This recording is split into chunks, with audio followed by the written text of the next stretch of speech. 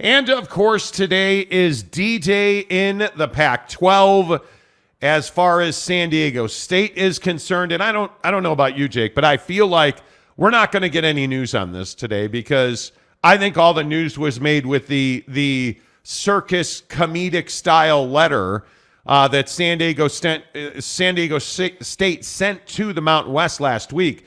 I don't anticipate any other news because I don't know why there would be. Yeah, and I just think, I feel like if there was going to be news, we would have already gotten it on this situation. And I think a lot of people want there to be news. A lot of people want there to be movement today. And I just don't know, how that would go down. I mean, unless, a TV deal has been put together that includes San Diego State and we're just going to get a big rollout of a press release or some sort of press conference on the fly, like none of that is scheduled, and there's no reason to believe that's going to happen. And so the question really remains, where does this leave San Diego State? Because if you're not going to pay your exit fee by the end of business today, that exit fee doubles to 34.5. So for San Diego State, they're not in a position to be paying $34.5 million to leave a conference. They don't have that sort of extra capital in their budget, if you will. So that's why I think this situation is really interesting because, again, as we all know, they sent that letter last week. They gave notice. They in my opinion, made a mistake through that process. And now it's kind of come time to either, leave or get on with staying. I mean, so it'll be really interesting to see how this plays out for San Diego State because now you're getting dangerously close to a situation where the Pac-12 is either going to have to help you with your exit fee or something. I don't frankly know what that process would be, but something very unique and something we haven't really seen before is going to have to take place for them to join the Pac-12 from a financial standpoint. And that's what I think is interesting about today. Yeah, I don't anticipate that San Diego State's walking around with their hand out asking for help. I mean, I don't view it that way. And I could be wrong. I mean, I think it is, on one hand, I think it's savvy business to say, hey, we just made you a bunch of money. How about giving us a break? To which, the Mountain West raised the middle finger and said, that's not going to happen. But the issue that I have with San Diego State is just the unprofessional nature of how this whole thing's been handled. It's not that you asked for a payment plan. It's not that you asked for a 30-day extension. It's that you tried to say that you weren't opting out when you wrote a letter that was to the exact specifications of opting out of the Mountain West.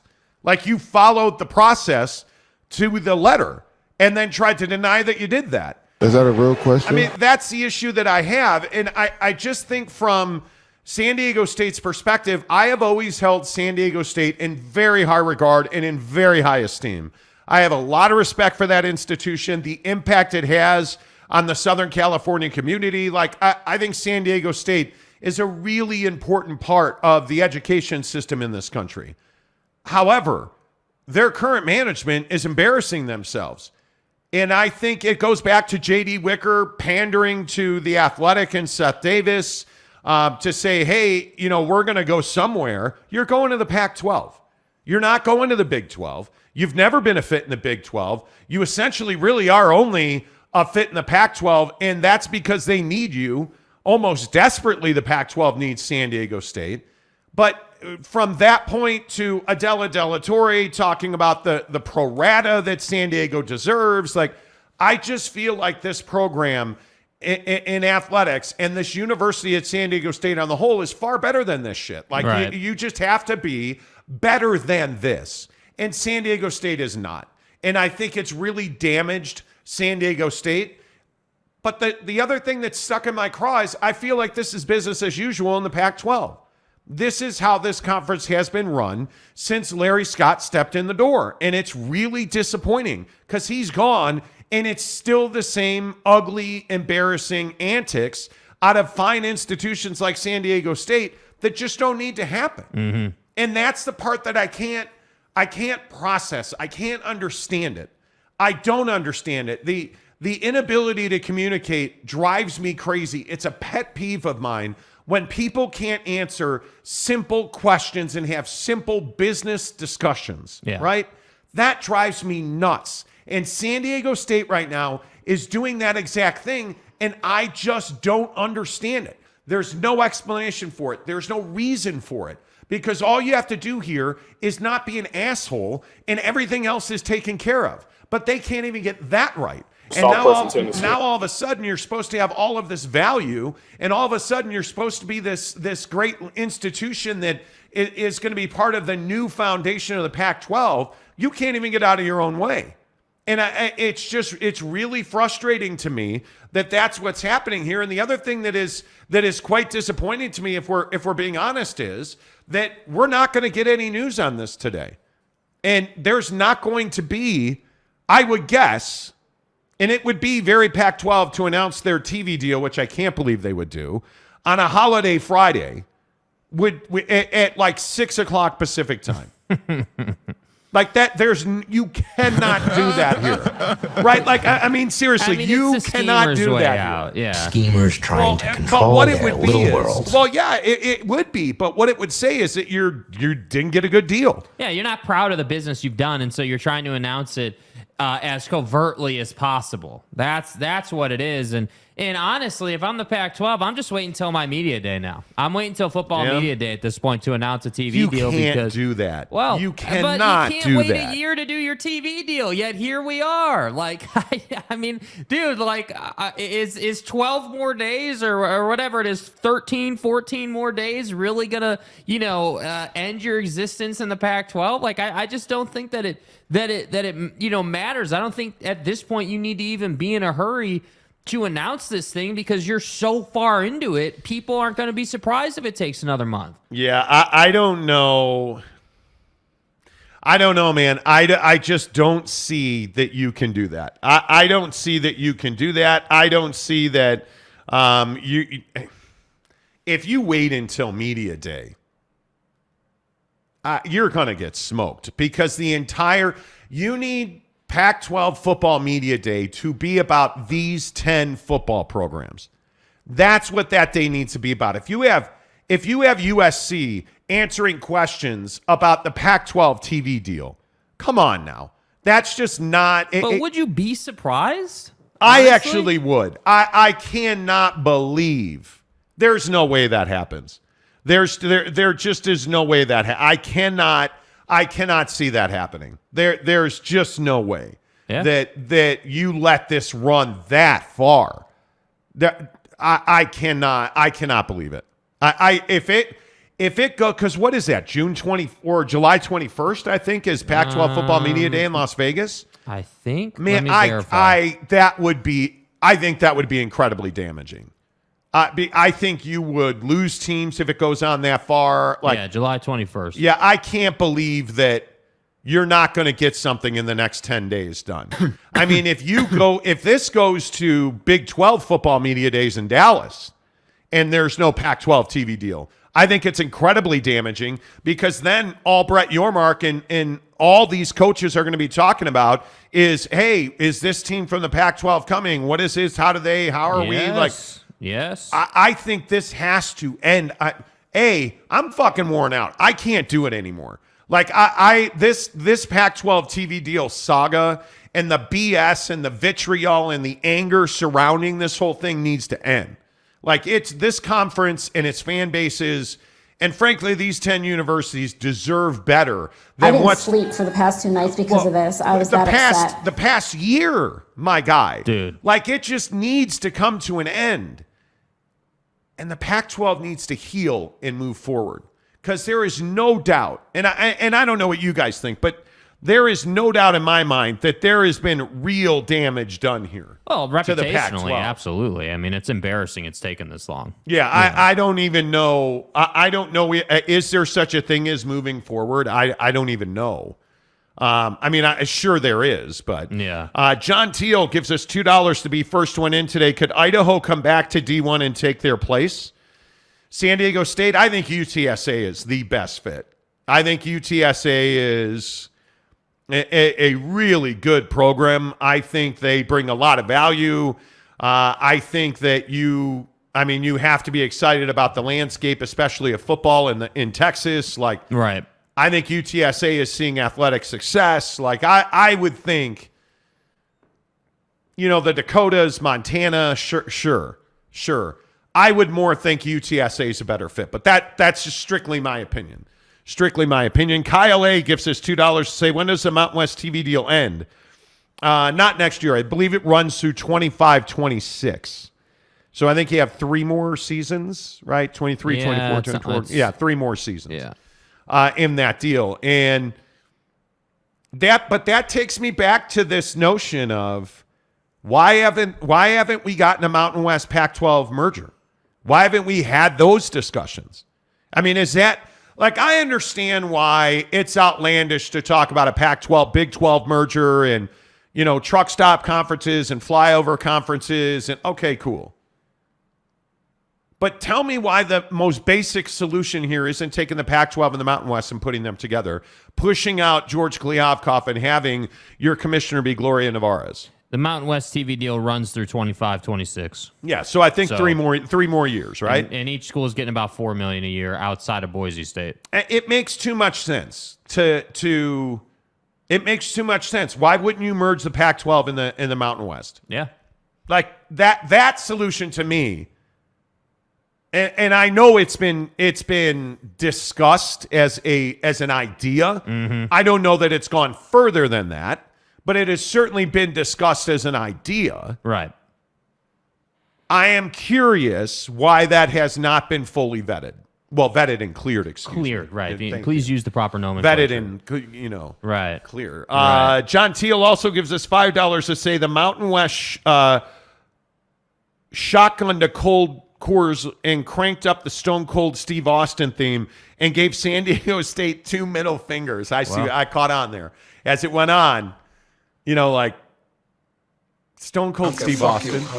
Yeah, pretty much. Stone Cold Steve Austin is still one of the best characters in the history of wrestling. Stone Cold Steve Austin is still one of the greatest ever. Yeah. One of the greatest ever. You know what I'm saying? So as you hit the like button, would you be open for a Pac-12 Mountain West merger? Yeah, I mean, I just think geographically it makes perfect sense. I also think that again, the Pac-12 is just in this precarious situation where they're going to need to add schools and they're going to need to add, to their footprint, if you will. So to me, yeah, I think it makes perfect sense. I think the only question that remains is, how does that conference really balance out? Because there's no denying the fact that, your top P5 programs in the Pac-12 would absolutely stomp on anybody in the Mountain West. Early on, certainly. Well, but I don't think it would just be for like the first year or two. I mean, again, if you're looking at the Pac-12, are you really going to pick Boise State over Colorado or Utah or Oregon, let's say, or whatever? Like, I mean, I just don't think that that's a fair sort of question to ask a student athlete to ponder. So I think over time, you certainly could have a situation where, because if you look at what makes up the Mountain West, I mean, Boise, Wyoming, Utah State, Air Force, Colorado, and New Mexico in the mountain. I mean, that's a hill to climb. Right. But if you look at the West, Fresno State, San Diego State, San Jose State, UNLV, Hawaii, and Nevada are all major football powers. Those are right there. That is 6 large football programs. Do they win? Not all the time, very clearly. If you look at Nevada, they were 0-8 last year. So I understand, but my point is they have the infrastructure and the capacity to be major football programs. Now, does Boise? Yes. Does Wyoming? To a certain extent. I think the biggest question in this merger conversation is, can you upgrade facilities? And I think you would in some places have to do that. But talent-wise, recruiting-wise, I don't think there's any doubt that these Mountain West schools can compete at a higher level. It's all about resources. And if you merge with the Pac-12, you are going to have significantly more resources. I think you're going to have significantly more reach for both the Pac-12 and the Mountain West. I think you have brands that absolutely work in the Pac-12. And, of course, the Pac-12 is going to say, well, academics, absolutely understand that. But at some point, you need to make a decision. Do you want to be academically elite, or do you actually want to survive? And you can have both, but you are going to have to compromise. Mm-hmm. And I don't think there's any doubt at where the Pac-12 is. They're going to have to compromise. This feels like the right move to me. Are you thrilled about Utah State? You're not. Are you thrilled about Wyoming? You're not. But are you thrilled about a lot of these other programs in the Mountain? Absolutely, you are. And I think it absolutely makes sense. It makes the Pac-12 more money. Mm-hmm. There is no question about that. And if they lose Arizona, Colorado, if they were to lose Oregon or Washington, I don't even think it's a question that you have to merge. And I think the only opportunity to really merge is not the ACC. I think it is the Mountain West. Yeah, no, absolutely. And the other thing is too, like, I think if you're the Pac-12, like you have at some point you have a responsibility to, to move this conference along, meaning you can't sit here and trifle and constantly be on the, hey, we're the conference that's struggling the most in our situation for like a decade at a time. Like at some point, you're going to have to do something to sort of change the tide of the conference's fortunes moving forward. And so, again, yeah, the Mountain West merger makes a lot of sense to me, but I do agree that I wouldn't do that merger unless George Kliavkoff was out of the job, because I just don't think that George is particularly capable of taking this conference where it needs to go. He is very much an old world thinker, a guy that just wants to do paperwork and kind of just go, through the motions.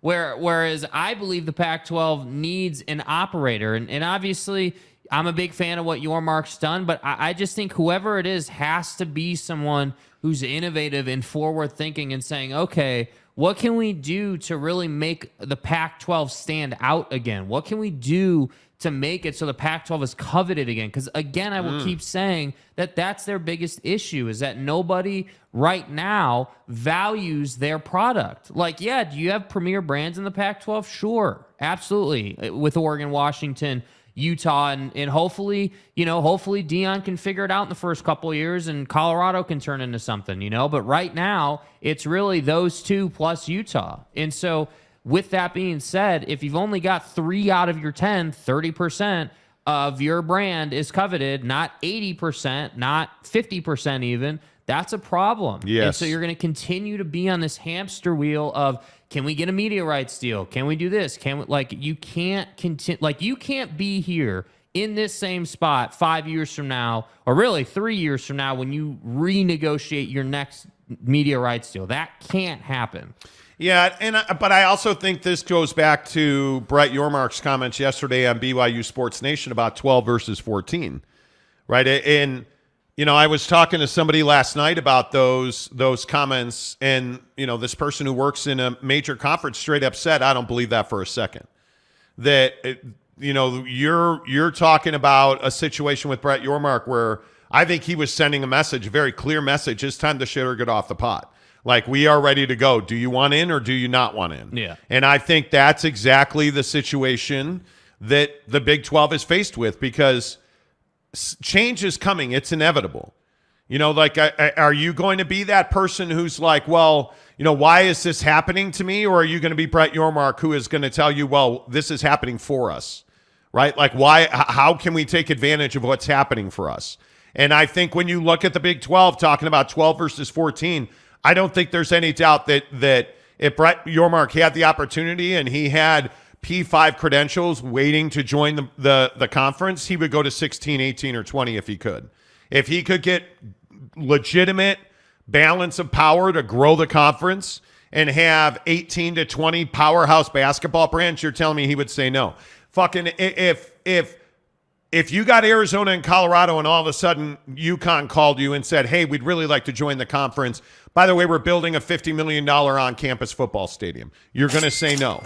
Well, no, sorry, we're at 14. You guys are out. No. Somehow I don't think so. By the way, when Gonzaga joins the conference and let's say Colorado and Utah, Colorado and Arizona come in, you're going to say no to Gonzaga basketball because you want to be at 14. No, of course you're not going to say no. You're not going to say no. Gonzaga. So I think it really is one of those things where Brett Yormark was doing exactly what you said yesterday. Yeah. It's a very calculated conversation. Yep. Very calculated answer. scripted, planned ahead, and executed like a mofo. Yep. And I think that's who Brett Yormark is. Cold-blooded, clean, methodical, and thorough. That's right. Nothing Brett Yormark says is off the top of his head. Nope. There are no back of the envelope calculations. Cold-blooded, clean, methodical, and thorough. Honest to goodness, they're just those. That is the way business has to be done, and it's the contrast between the Pac-12 and the Big 12. Yeah. And I think it's brilliant that Brett Yormark doesn't talk a lot. You don't see him doing interviews all the time. And I think he speaks when he needs to speak or when he has a message to give out. And I think yesterday he sent a message very clearly that we are ready to expand, and are you ready to join us? Yeah. That's the question. Yep. John Teal gives us $2 more to say SMU, Tulane, San Diego State, Fresno State, Boise, and Rice. Into the, like, that's a great list. I don't know where you want to put them because I don't see them as Big 12 teams. I'm Certainly. guessing that's a Pac-12 reference. I would guess. Perhaps, maybe. I mean, but that's up to you guys. Elaine Tran says UConn before Oregon State. No. Nah. I would take Oregon State all day long. Laura Weiss, good morning. Laura, Pac needs to man up and make up their minds. If they want to stick together, do it. After a year, everyone involved needs to move on. Totally agree. Yeah. Totally agree. Salty Drunk says cow turd. Cow turd. Hey, cow turd. Salty, good to see you. I think that what Laura said is right. We need to move on.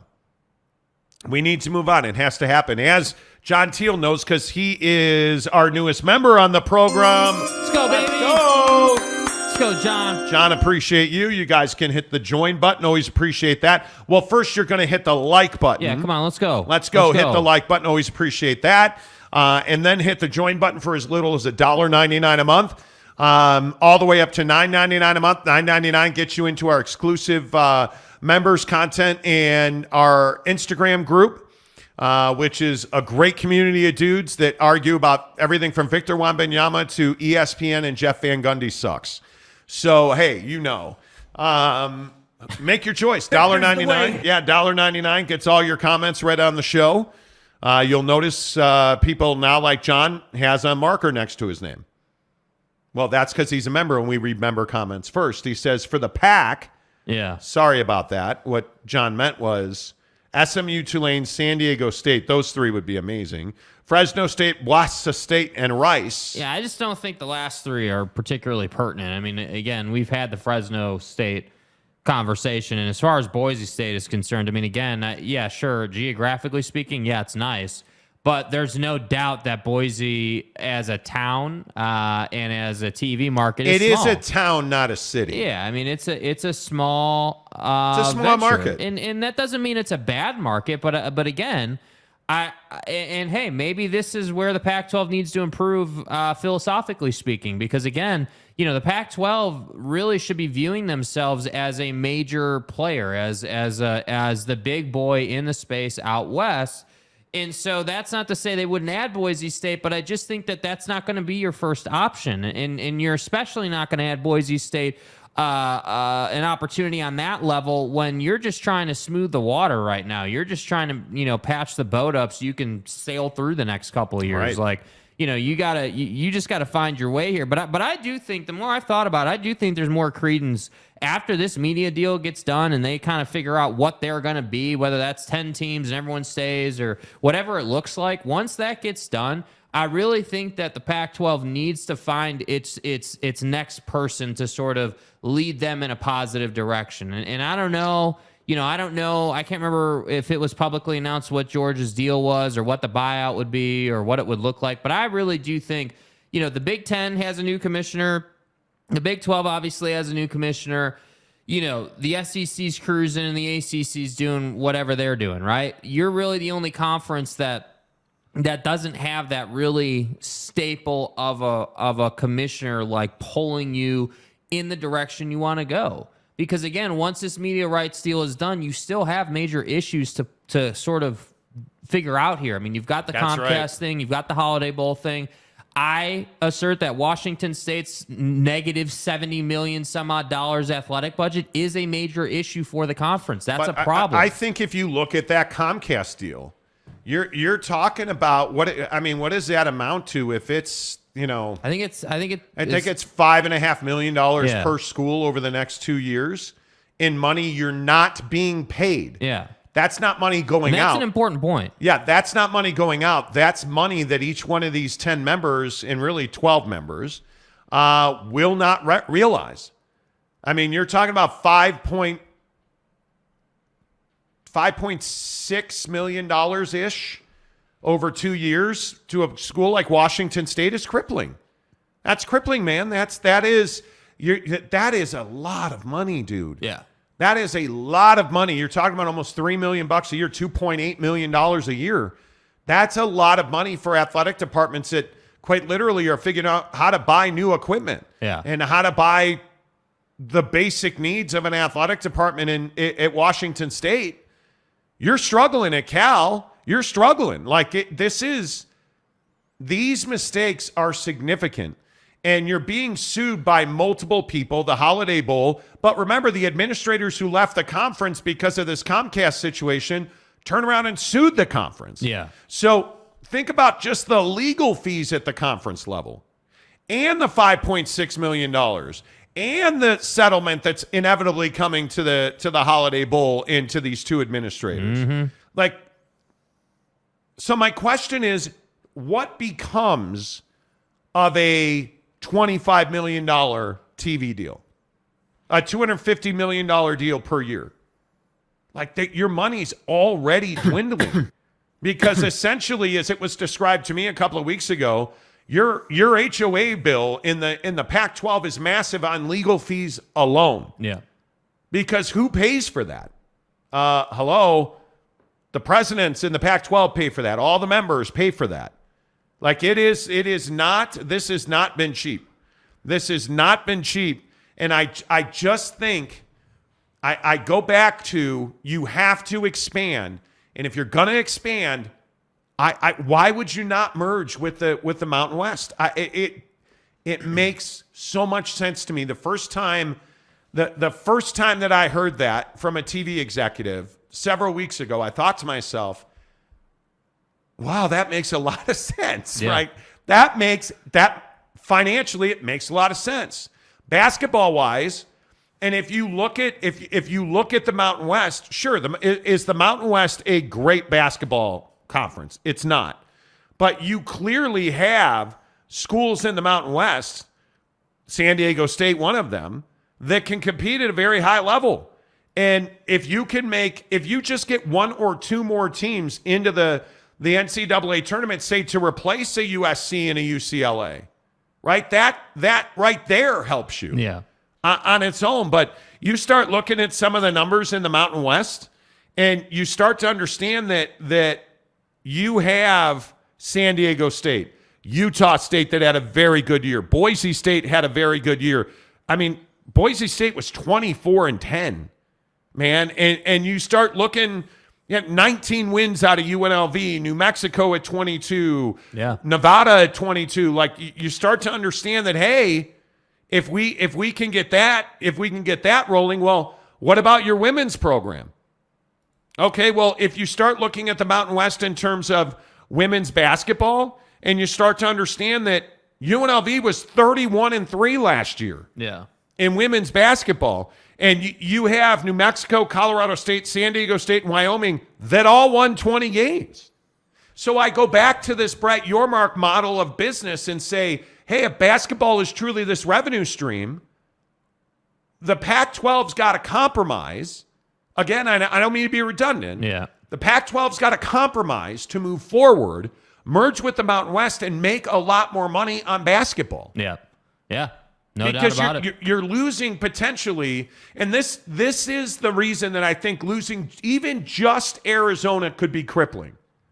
Because if you lose just Arizona, that is an annual NCAA tournament team. Yes. Right? So you look at women's basketball at Arizona, that's a 22-10 team this year. That is the 25th ranked women's team in the country. In the Pac-12, there's real money in that.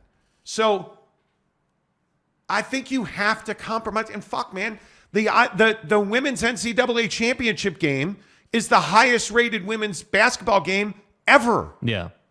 Like, there's money there. We all think about men's sports, but I'm telling you, the money that you are making on women's college basketball matters. Well, dude. and I think the money, not that the WNBA and women's college basketball are connected per se, but I think when you start looking at the TV deal that the WNBA got, and then you see, okay, well, the WNBA, both in ratings and revenue, is on the rise, no question about it, up and to the right type deal. Yeah. And then you start looking at women's college basketball. I mean, it's no secret. Like, Utah's women's program was really good this year. Like, all those programs you just Really went through, good. like women's college sports are definitely on the rise. And I think you hear Brett Yormark talking about that all the time. And again, I guess when I compare and contrast like the Pac-12 to these different conferences, I never hear these other conferences complaining or worrying about, TV deals or their survival, or like even when Texas and Oklahoma dipped, I didn't hear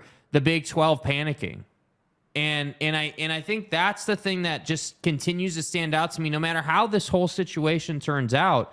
What is the next narrative in the Pac-12? So let's say by some godsend, some miracle, by 5 p.m. Eastern time, close of business, the Pac-12 has announced their new TV deal and San Diego State's in and everyone's happy and the world is saved. What's the next thing? Because that's the other thing I think people haven't thought about. Okay, cool. Once they get their TV deal, awesome. But what's that next step? Now, how are we going to secure our future? Yeah. Because from what we've heard, our sources have told us it's a 5-year deal. They're not talking about 7, 10, 12 years. I think that this conference would like to do a 5-year deal. And we'll see. There are some in this conference who would like 7 years. I think it's 5 years. I think it's a 5-year deal. And I think when you look at what that means that you have flexibility. That means that you are, and if you are mostly streaming, because I have to believe that they wind up working something out with ESPN and ABC. I think ESPN and ABC have not moved an inch off of their position. Yeah. I have to think ESPN and ABC are involved in that. And on some level, I think if you can get a 5-year deal that even just has a small corner of regular linear distribution, that you have flexibility. If it's 100% streaming, if it's 100% Apple, which I don't think it will be, I think we're having a completely different discussion. Truly, I do. I think we're having a completely different discussion. But the bottom line is, at some point, the Pac-12 is going to have to compromise. And, really, I look at San Diego State. I don't think there's news from San Diego State today. Yeah. I could be wrong, and I'm open to the idea that I could be completely wrong. But I'm all about it. All right. Let's get more of your comments after we hit our bucked up buckshot. Now, this is kind of early today for us, right? But for you, it's early.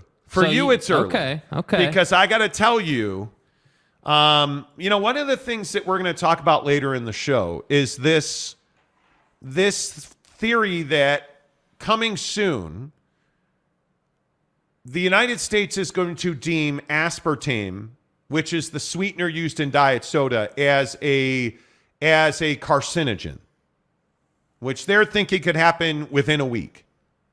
And every time I drink a bucked up product, I think about the fact I don't drink soda. And when we talk about your overall health, you guys, bucked up and buckshot and bucked up energy is absolutely where it's at. You can count on bucked up and products from bucked up to be the highest quality ingredients, the highest quality nutrients, the right products that are not carcinogens or poison.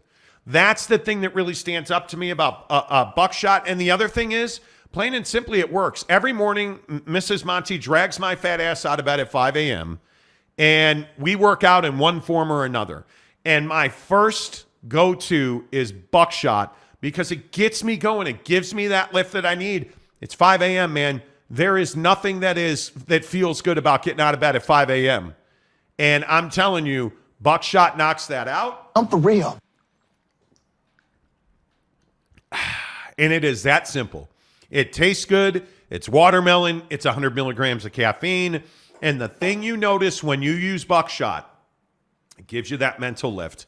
It gives you that mental rise. You feel better. You operate at a higher level. And I'm telling you, it will change your life. Don't take my word for it. Get into the description below and get the 6 free samples of Buckshot. I'm also telling you right now, this Buck Bar is a game changer because it gives you that perfect fuel to get you through that. You know that workout? Okay, my workout's over. I'm going to dip. Mm-hmm. Eat your Buck Bar. You'll feel great. Eat your Buck Bar before you work out, right? And it's going to help you power through that. Any way you need it, where you feel that nutritional gap, you can take a Buck Bar and it'll replace that because it's reliable energy and nutrition with high quality ingredients. And when you look at Buck Bars, they are that ultimate guilt-free indulgence because they taste like candy bars. Mm-hmm. Get the free sampler pack sent to your front door for free. Get the 6-pack of Buckshot sent to your front door for free. Or shop online at buckedup.com.